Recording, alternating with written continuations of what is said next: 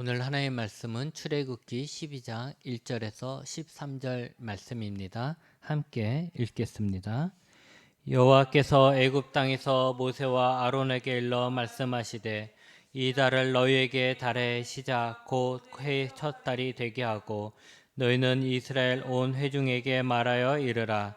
이 달 열흘에 너희 각자가 어린 양을 취할지니 각 사족대로 그 식구를 위하여 어린 양을 취하되 그 어린 양에 대하여 식구가 너무 적으면 그 집의 이웃과 함께 사람 수를 따라서 하나를 취하며 각 사람이 먹을 수 있는 분량에 따라서 너희 어린 양을 계산할 것이며 너희 어린 양은 흠없고 일련된 수컷으로 하되 양이나 염소 중에서 취하고 이달 열 나흘 날까지 간직하였다가 해질 때에 이스라엘 회중이 그 양을 잡고 그 피를 양을 먹을 집 좌우 문설주와 임방에 바르고 그 밤에 그 고기를 불에 구워 무교병과 쓴 나물과 아울러 먹되 날 것으로나 물에 삶아서 먹지 말고 머리와 다리와 내장을 다 불에 구워 먹고 아침까지 남겨두지 말며 아침까지 남은 것은 곧 불사르리라. 너희는 그것을 이렇게 먹을지니 허리에 띠를 띠고 발에 신을 신고 손에 지팡이를 잡고 급히 먹으라. 이것이 여호와의 유월절이니라. 내가 그 밤에 애굽 땅에 두루 다니며 사람이나 짐승을 막론하고 애굽 땅에 있는 모든 처음 난 것을 다 치고 애굽의 모든 신을 내가 심판하리라. 나는 여호와. 내가 애굽 땅을 칠 때 그 피가 너희가 사는 집에 있어서 너희를 위하여 표적이 될지라. 내가 피를 볼 때 너희를 넘어가리니 재앙이 너희에게 내려 멸하지 아니하리라. 아멘. 오늘은 종려 주일입니다. 예수님이 나귀를 타고 예루살렘에 입성하신 날이죠. 물론 그 전에도 예수님은 예루살렘에 입성하셨습니다만 오늘이 특별한 날인 것은 나귀를 타고 사람들의 환호를 받으며 메시아의 모습으로 입성하신 것입니다. 사람들은 메시아로 오신 예수님이 이제 그들을 구원할 것을 기대했습니다. 그동안 보아온 그리고 소문으로 들은 그 기적을 행하는 그 능력으로 세상을 바꾸실 것을 기대했습니다. 그러나 예수님은 적들을 죽이는 정복자의 메시아가 아니라 자신이 죽어 사람을 살리는 어린 양으로서의 메시아였습니다. 오늘이 지나면 고난주간이 시작되는데 그 이유는 예수님이 이 주간 금요일에 십자가에서 죽으셨기 때문입니다. 고난주간은 예수님의 죽음을 깊이 묵상하고 예수님의 부활을 기다리는 시간입니다. 우리가 예수님의 죽음을 이해하지 못하면 우리는 예수님으로 말미암아 구원받을 수도 없고 예수님의 닮아가는 삶을 살 수도 없고 결국 부활에 참여할 수도 없습니다. 그러기에 우리는 예수님의 죽음이 갖는 의미를 잘 알아야만 합니다. 보통은 죽음을 끝이라고 생각합니다. 그래서 죽음을 실패로 생각을 하지요. 그런 면에서 기독교인들은 좀 특이합니다. 왜냐하면 그들은 그들이 신이라고 주장하는 예수님의 사역 중에서 가장 귀한 사역을 바로 그의 죽음으로 보고 있기 때문입니다. 그들은 예수님의 죽음을 기억하려고 합니다. 그들은 예수님의 죽음을 실패가 아니라 승리라고 말을 합니다. 그들은 예수님의 죽음을 끝이 아니라 시작이라고 말합니다. 그런 예수님의 죽음은 어떤 모습이었습니까? 그들이 그렇게 예수님의 죽음에 대해서 자랑할 만한 그런 멋진 죽음이었습니까? 예수님은 나라를 구하기 위해 전쟁터에서 적들과 싸우다가 죽지 않았습니다. 예수님은 다른 사람을 구하려다가 죽지 않았습니다. 예수님은 새로운 세계를 탐험하거나 새로운 세상을 만들기 위해 혁명운동하다가 죽은 것도 아닙니다. 예수님은 죄수의 신분으로 재판받고 십자가에 못 박혀서 다른 죄수들과 함께 처형되었습니다. 십자가에서 처형당한 것은 자랑스러운 것이 아니라 숨기고 싶을 만큼 부끄러운 죽음입니다. 왜냐하면 너무 고통스럽고 치욕스러운 죽음으로 보통 범죄자에겐 그렇게 죽이지 않고 큰 범죄인 자, 큰 죄를 지은 자에게나 내리는 형벌이기 때문입니다. 그런데도 기독교인들은 예수님의 죽음을 부끄러운 것이 아니라 자랑스러운 것으로 여기고 절기를 만들어서 그날을 기념하고 있으며 수없이 많은 설교를 통해서 예수님의 죽음을 전하고 있습니다. 심지어는 거룩한 교회에 그 끔찍한 십자가를 걸어놓고 있습니다. 왜 그럴까요? 십자가에서 죽은 예수님이 그 당시 함께 십자가에서 죽은 다른 죄수의 죽음과 뭐가 다른 것일까요? 예수님의 죽음을 이해하려면 먼 옛날 유대인들이 이집트로 노예로 살던 때까지 거슬러 올라가야 합니다. 야곱의 후손인 그들은 야곱의 노년의 가뭄을 피하기 위해서 이집트로 이주했습니다. 그때까지만 해도 한 70명 정도 되는 작은 부족이었습니다. 이집트에서 그들은 안정적으로 잘 살았습니다. 그러면서 그 인구가 계속해서 늘어나기 시작했습니다. 70이었던 게 700이 되고 7만이 되고 계속해서 늘어난 거죠. 그렇게 이집트에서 번성하며 잘 살고 있었는데 왕조가 바뀐 겁니다. 시대가 바뀐 거죠. 왕조가 바뀌면 그 정책들도 바뀌게 되는 것입니다. 새로운 왕조는, 새로 왕이 된 자는 유대인들을 잠재적인 적으로 봤습니다.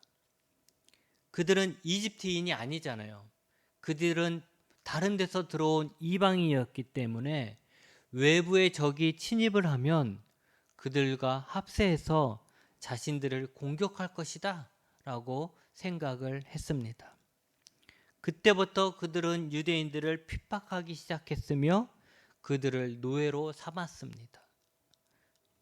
노예가 된 유대인들은 자유를 빼앗겼습니다. 그들은 자신들이 하고 싶은 것을 하는 것이 아니라 이집트인들이 시키는 일을 해야 했습니다. 나중에는 이스라엘의 번성이 두려운 나머지 태어나는 남자아이를 죽이기까지 했습니다. 그들의 목숨은 자신의 것이 아니었고 이집트 사람의 것이었습니다. 그들은 그렇게 고통 중에 살다가 죽음에 가까이 살다가 하나님께 부르짖기 시작했습니다. 하나님께 자신들을 구해달라고 기도했습니다. 한참 후에 모세가 그들에게 나타나서 그들을 이집트에서 탈출시키려고 했습니다. 그러나 이집트 왕은 모세의 요청을 받아들이지 않았습니다. 누가 그 노예를, 일꾼을 그렇게 풀어주겠습니까? 안 풀어주죠. 그러니까 하나님께서 재앙을 내리기 시작하셨죠. 9가지의 재앙을 내렸음에도 불구하고 그들은 여전히 유대인들을 노예로 부려먹으려고만 했지 그들을 풀어주려고 하지 않았습니다. 그때 하나님은 오늘 본문의 말씀을 하시면서 마지막 10번째 재앙이며 그들의 죄와 그들이 섬기는 모든 신에 대한 심판을 계획하셨습니다. 그것이 바로 죽음입니다.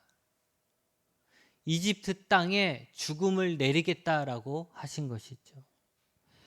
하나님께서 죽음의 천사를 이집트에 보내서 사람이나 짐승이나 처음 난 것을 치게 하신 것입니다. 그런데 문제가 하나 생겼어요. 뭐냐면 이 이집트 땅에 이집트인만 있는 게 아니죠. 지금 이집트 땅에 누가 있습니까? 유대인들이 있는 거죠. 구원을 받아야 될 유대인들이 그곳에 있는데 만약에 죽음의 천사가 그냥 가게 되면 이집트 안에 있는 모든 것의 첫 장자는 다 죽이라 했으니 그 안에 살고 있는 유대인도 그 장자는 다 죽게 된 거예요. 똑같은 죽음이 그들에게도 내리는 것이죠.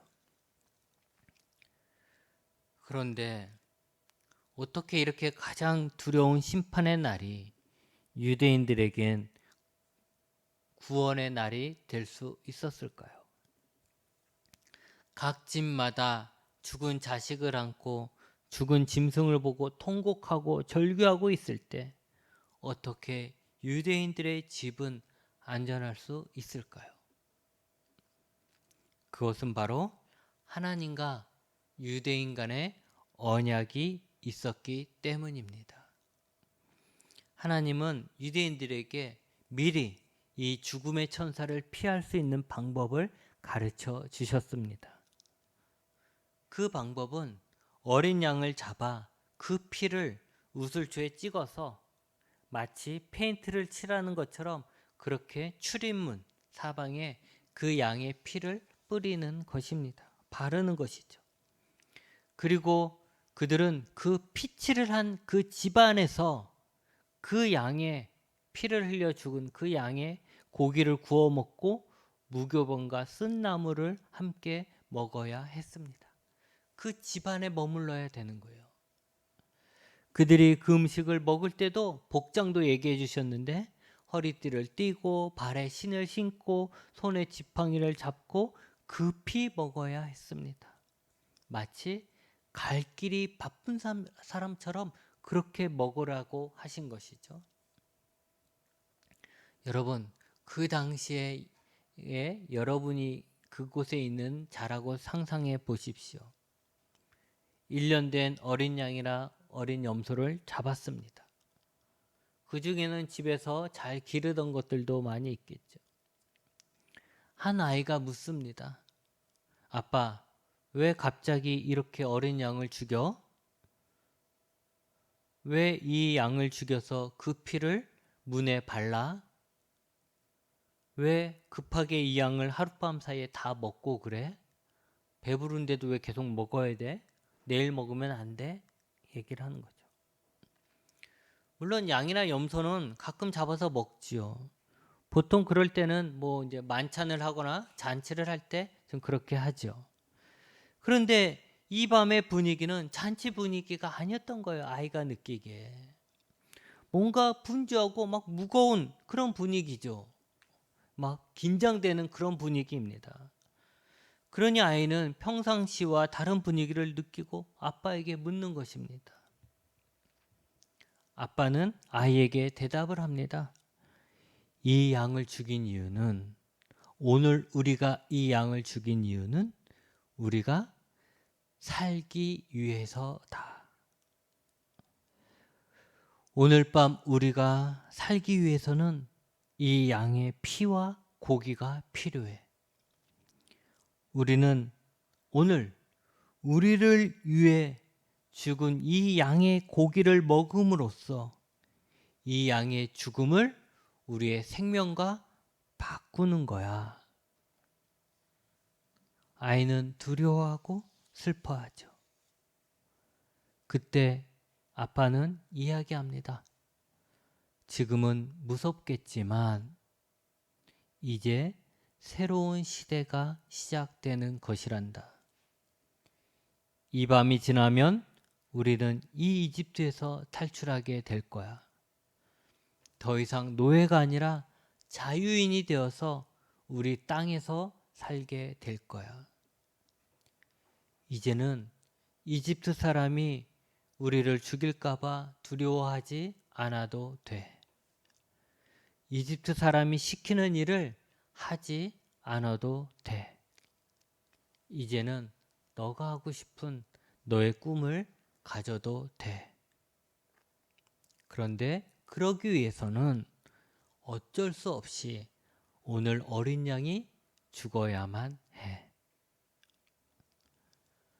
여러분, 유월절의 이 어린 양은 유대인들에겐 죽음을 피하는 방법이었고 그동안 고통받았던 노예 생활에서 벗어나는 구원이었고 새로운 세계로 나아가는 문이었습니다. 예수님 시대에서 보면 이 이야기는 벌써 오래전 이야기이지요. 그렇지만 유대인들은 이 이야기를 계속해서 전승합니다. 아버지가 아들에게, 그 아들이 또 아버지가 되면 또 다른 아들에게 계속해서 세대를 이어가며 전승하면서 기억하고 있었고, 매번 유월절마다 이 상황을 만들고 자녀들과 함께 그 당시 자신들을 구원해 주신 그 하나님의 은혜를 기억하고 간직하는 것입니다. 그러면서 지금의 자신들이, 예수님 시대 지금의 자신들이 이집트의 노예와 비슷한 상황이라는 거죠. 로마에 사로잡혀서 로마에 의해 멸망당해서 로마의 속국이 되었잖아요. 그래서 로마에 세금을 갖다 바치는 거예요. 로마에선 총독이 와서 다스리고 있고 로마가 세운 왕들이 자신들을 다스리고 있어요. 그러니 위치만 바뀌었을 뿐 자기들은 또 다시 다른 나라의 지배를 받고 있는 거죠. 그러니 다시 한번 이와 같은 구원의 기적이 일어나길 간절히 바라지 않겠습니까? 이 유월절 행사를 하면서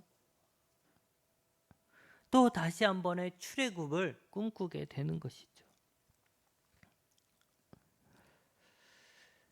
그런데 여러분, 그들에게 필요한 것은 어떤 힘센 영웅이 아니었습니다.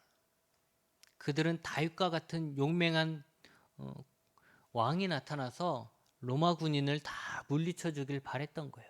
그래서 예수님이 종려주일날 갔을 때 호산나 하고 막 환영했던 것도 그들이 바랬던 건 뭐냐면 예수님이 들어가셔서 예수님의 능력으로 모든 로마 군인들을 다 몰아내는 그런 것을 했던 것이죠. 그런데 여러분, 그들에겐 그런 힘센 영웅이 필요했던 게 아니에요. 왜냐하면 그들의 구원은 그들의 힘으로, 인간의 힘으로 이룰 수 있는 것이 아니기 때문입니다.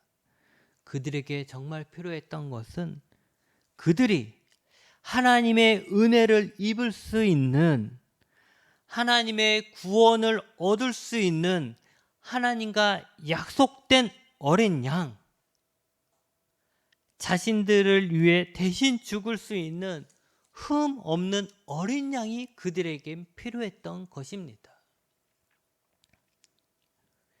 예언자 이사야는 앞으로 올 메시아를 보고 그 어린 양으로 표현을 했습니다. 세례 요한은 예수님을 보고 세상 죄를 지고 가는 하나님의 어린 양이라고 했습니다. 예수님 또한 자신을 바로 이 유월절에 그 어린 양으로 생각했습니다. 그래서 그는 유월절 음식을 잡수실 때 제자들에게 떡을 떼어 주시면서 자신의 몸이라고 하셨고 포도주를 주시면서 많은 사람을 위하여 흘리는 나의 피라고 하셨습니다. 곧 예수님의 몸과 피가 유월절 어린 양의 몸과 피라는 것입니다. 여러분, 우리에게 예수님의 죽음이 실패가 아닌 것은 바로 예수님의 죽음이 우리에겐 구원이 되기 때문입니다. 마치 유월절 때 어린 양이 죽음으로 유대인의 장자가 살 수 있었던 것처럼, 그리고 그들이 노예에서 벗어나 자유인이 될 수 있었던 것처럼 예수님의 죽음으로써 우리는 죽음의 심판에서 벗어나게 됩니다. 다른 사람들은 다 절규하고 통곡할 때 우리는 우리의 구원자를 바라보며 찬양하게 될 것입니다. 예수님의 죽음으로 우리는 죄의 노예에서 해방이 되고 죽음의 공포에서 벗어나게 되는 것이고 진정한 꿈을 꿀 수 있게 된 것입니다. 여러분, 예수님의 죽음은 우리에게 새로운 삶을 열어줍니다. 하나님의 자녀로서 하나님과 함께하는 삶을 살게 됩니다. 고통과 절망의 삶에서 희망의 삶으로 들어오게 됩니다. 여러분, 예수님은 우리를 살리기 위한 유월절의 어린 양으로 죽으셨습니다. 이제 우리는 그 피가 묻어 있는 집에 머물러 있어야 합니다. 우리는 예수님의 은혜 안에 거해야 합니다. 예수님을 온전히 믿고 신뢰함으로써 예수님과 같은 길을 가며 늘 예수님의 눈길이 닿는 곳에, 예수님의 음성이 들리는 곳에 예수님 가까이 있어야 합니다. 또한 유월절의 어린 양을 그 집에 있는 모든 사람이 먹었던 것처럼 우리 각자가 예수님의 은혜에 참여해야 합니다. 내가 하나님을 만나야 하고 예수님이 내 안에 있어야 합니다. 예수님은 우리 엄마, 우리 아빠의 예수님이 아니라 나의 예수님이 되어야 합니다.